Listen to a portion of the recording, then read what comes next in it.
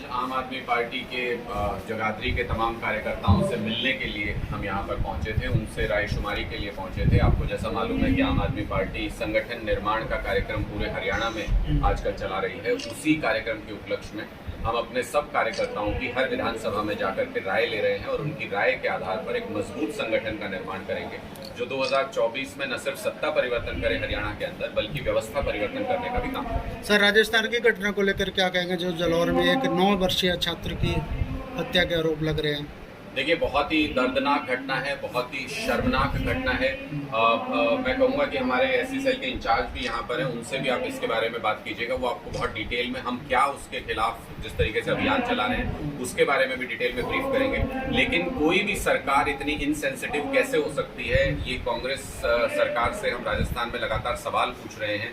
इतना समय गुजर जाने के बाद भी, आज़ादी के 75 साल गुजर जाने के बाद भी, अगर आप समाज में समरसता नहीं ला पाए, अगर आप समाज में प्यार नहीं ला पाए, तो इसका मतलब ये कि हमारी जो अभी तक की राजनीति चल रही थी उसमें हम नफरत फैलाने का काम कर रहे थे। बाकी पार्टियां सब नफरत फैलाने का काम कर रही थी जिन्होंने राज किया, कभी धर्म के नाम पर, कभी जाति के नाम पर, कभी ऊंच नीच के नाम पर, कभी गरीब अमीर के नाम पर। आप सब नफरत फैला रहे थे और वो नफरत समाज में इस तरीके से निकल करके आती है। सरकार का कहीं ना कहीं ये ऐसे लोगों के सिर पर हाथ होता है जब आप इस तरीके का अत्याचार करते हैं। मुझे लगता है कि किसी भी सरकार को, जो सही तरीके से लोकतांत्रिक चुनी हुई सरकार है, उसको ऐसी चीज़ों को बर्दाश्त नहीं करना चाहिए और कड़े से कड़े कदम उठाने चाहिए इन चीज़ों के खिलाफ। अगर आप हर बच्चे को, जो आम आदमी पार्टी की विचारधारा है, अगर अच्छी शिक्षा दे देते हैं हर बच्चे को, उसको अपने हक के लिए लड़ना सिखा देते हैं, बराबरी का अधिकार दे देते हैं अच्छी शिक्षा दे करके, तो वो समाज में ये सारी कुरीतियों को दूर किया जा सकता है। लेकिन इस साइड में, इस दिशा में 75 सालों में काम नहीं हुआ। जो स्कूल बंद हो रहे हैं यहाँ पे कैबिनेट मंत्री जी, देखिए, ये मनीष सिसोदिया जी ने भी बताया कि कैसे उनको अप्रोच किया भारतीय जनता पार्टी ने कि आप बीजेपी में शामिल हो जाइए, हम ये सारे केस सेटल करा देंगे। अब ये मामला सामने आ रहा है कि कई विधायकों को अप्रोच किया जा रहा है, 20-20 करोड़ रुपए का उनको ऑफर किया जा रहा है कि आप भारतीय जनता पार्टी में शामिल हो जाइए। धमकियां दी जा रही हैं कि अगर नहीं शामिल होंगे तो आप पर भी केस लगा दिए जाएंगे, आपके खिलाफ भी कार्रवाई होगी। मुझे लगता है कि भारतीय जनता पार्टी के लोग ये समझ ही नहीं पाए कि कांग्रेस नहीं है आम आदमी पार्टी जो झुक जाए या खरीदी जा सके। हम आम आदमी पार्टी के लोग ऐसे मिट्टी से बने हैं कि ना हमें खरीदा जा सकता, ना झुकाया जा सकता, ना तोड़ा जा सकता, ना किसी तरीके से दबाया जा सकता। सर, मनीष सिसोदिया जी ने जो आप कार्यनीति दी, अगर अच्छी थी तो वापस क्यों ली? देखिए, ये गलतफहमी, ये भारतीय जनता पार्टी का प्रोपेगेंडा है। कोई नीति वापस नहीं ली गई। जितना उसका टेन्योर था, 31 जुलाई तक वो नीति लागू की गई थी। 31 जुलाई से 2 दिन पहले हमने जो पुरानी पॉलिसी है उस पर जाने का फैसला किया, क्योंकि भारतीय जनता पार्टी ने जिस तरीके से सीबीआई की धमकी को हमारे तमाम नेताओं को देते हैं, ईडी की देते हैं, सारे अधिकारियों को दिल्ली में इतना डरा रखा था कि कोई भी अधिकारी उस नई पॉलिसी के तहत टेंडर करने को तैयार नहीं था। दिल्ली में सिर्फ 250 ठेके उस वक्त खुले हुए थे 850 में से, जिस वक्त ये पॉलिसी बदली गई।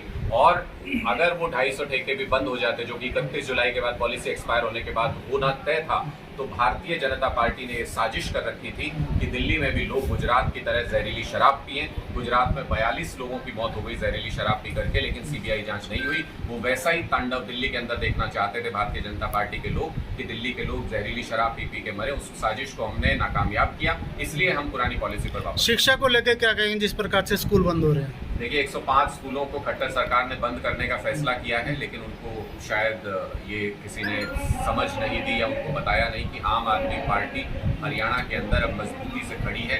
हमने उनको खुली चुनौती दी है कि 105 में से एक भी स्कूल को वो बंद करके दिखाएं, एक भी स्कूल की दीवार की एक ईंट को वो गिरा करके दिखाएं। ये खुली चुनौती है उनको। सभी 105 जगहों पर हमारे प्रोटेस्ट चल रहे हैं, आम आदमी पार्टी के कार्यकर्ताओं के। गाँव के लोग उन प्रोटेस्ट में बढ़ चढ़ कर हिस्सा ले रहे हैं और गाँव के लोगों ने ये साफ कहा है कि बहुत मेहनत के साथ हमने अपनी सब रोजी रोटी में से बचा करके पैसे, अपनी जमीनें दे करके सरकार के आगे हाथ जोड़ के स्कूल बनवाए हैं। किसी भी कीमत पर हम इन स्कूलों को बंद नहीं होने देंगे। हमने गांव वालों से वादा किया है कि सिर्फ 2 साल तक उनको इन स्कूलों की रक्षा करनी है। 2 साल बाद आम आदमी पार्टी की सरकार आ रही है हरियाणा के अंदर, हम इन सारे सरकारी स्कूलों को प्राइवेट से भी बेहतर कर देंगे, सारी सुविधाएं। ने आपकी पार्टी की तारीफ की है कि हिमाचल में और गुजरात में बीजेपी को सबसे ज्यादा खतरा आम आदमी पार्टी से है, तो क्या कहेंगे आप इस बात? देखिए, इस देश में फिलहाल 2 ही विचारधाराएं हैं। एक विचारधारा जो नफरत की विचारधारा है, जो जात पात के नाम पर लड़ाते हैं, जो धर्म के नाम पर लड़ाते हैं, जो ऊंच नीच या अमीर गरीब के नाम पर लड़ाते रहे हैं, जो लोगों का हक मारते रहे हैं, और वो विचारधारा बीजेपी की विचारधारा है जो अब लगातार नीचे की तरफ जा रही है, लगातार डूब रही है। दूसरी विचारधारा आम आदमी पार्टी की विचारधारा है जिसमें हम प्यार फैलाते हैं, इंसानियत फैलाते हैं, हम लोगों को मूलभूत सुविधाएं सारी की सारी उनके टैक्स पेमेंट के बदले में उनको फ्री में उपलब्ध कराना चाहते हैं। यही विचारधारा देश को विकसित राष्ट्र बना सकती है। पूरा हिंदुस्तान इस बात को समझ रहा है अब धीरे धीरे, और इसलिए भारतीय जनता पार्टी के पैरों तले से जमीन खिसक गई है। गुजरात में भी भारतीय जनता पार्टी हार के मुहाने पर खड़ी है, इसलिए प्रधानमंत्री से लेकर भारतीय जनता पार्टी का हर नेता बौखलाया हुआ है। प्रभारी जी, 2 दिन पहले सोनाली फोगाट की डेथ हुई है, उसके जो परिवार वाले हैं उंगली उठा रहे हैं, तो ये सस्पेक्टेड मामला क्या उसकी जांच होनी चाहिए? देखिए, कल सुबह ये मामला आया था जब उनकी मौत की खबर आई। हम सब लोग बहुत परेशान थे उस बात को सुन करके। बेशक से वो हमारी पार्टी के नेता नहीं थी, लेकिन एक अच्छा व्यक्तित्व थी, हंसमुख व्यक्तित्व थी, और जब हमें पता चला कि असमय उनकी मृत्यु हुई है तो हम सभी दुखी थे। लेकिन कुछ देर बाद जब मैंने ये सुना कि उनकी बहन ने ये बताया कि सोनाली फोगाट जी को 2 दिन पहले से यह अंदाज़ा हो रहा था कि कोई उनके खिलाफ साजिश कर रहा है, कोई उनके खाने के साथ छेड़छाड़ कर रहा है, उनको असहज महसूस हो रहा था, तो एक बड़ी साजिश की बू इससे आती है। क्या ये एक राजनीतिक साजिश है, इस बात का पता लगाया जाना चाहिए। कौन व्यक्ति है जिसको सोनाली फोगाट जी की मौत से फ़ायदा हो सकता है, इस बात का पता लगाया जाना चाहिए। और इसके लिए हमने कल भी न्यायिक जांच की मांग की थी। किसी सीनियर जस्टिस की अध्यक्षता में कमेटी बना करके ये जांच की जानी चाहिए, क्योंकि पुलिसिया एजेंसियां भारतीय जनता पार्टी की हैं और भारतीय जनता पार्टी की ही वो नेता थी, तो इस बात से इनकार नहीं किया जा सकता कि वो बायस होगी पूरी इन्वेस्टिगेशन। इसलिए किसी न्यायिक जाँच की हम मांग कर रहे हैं। डांडा जी, हरियाणा के गृह मंत्री अनिल विज जी ने कहा है भी हम आम आदमी पार्टी का कचरा नहीं लेंगे। आम आदमी पार्टी में कचरा हम आने ही नहीं देते, तो आम आदमी पार्टी में कचरा होने का सवाल ही पैदा नहीं होता। कचरा तो अनिल विज जी के दिमाग में भरा है जब वो गांधी जी के खिलाफ बोलते हैं। कचरा अनिल विज जी के दिमाग में भरा है जब वो अपनी ही कॉन्स्टिट्यूंसी के अंदर चल रहे भ्रष्टाचार को रोक नहीं पाते हैं। जो स्टेडियम 200 करोड़ में बनना हो, 400 करोड़ रुपए उसकी लागत हो जाती है। जो सड़कों के टेंडर पास हो, वो सड़कें नहीं बनती, पैसा रिलीज हो जाता है।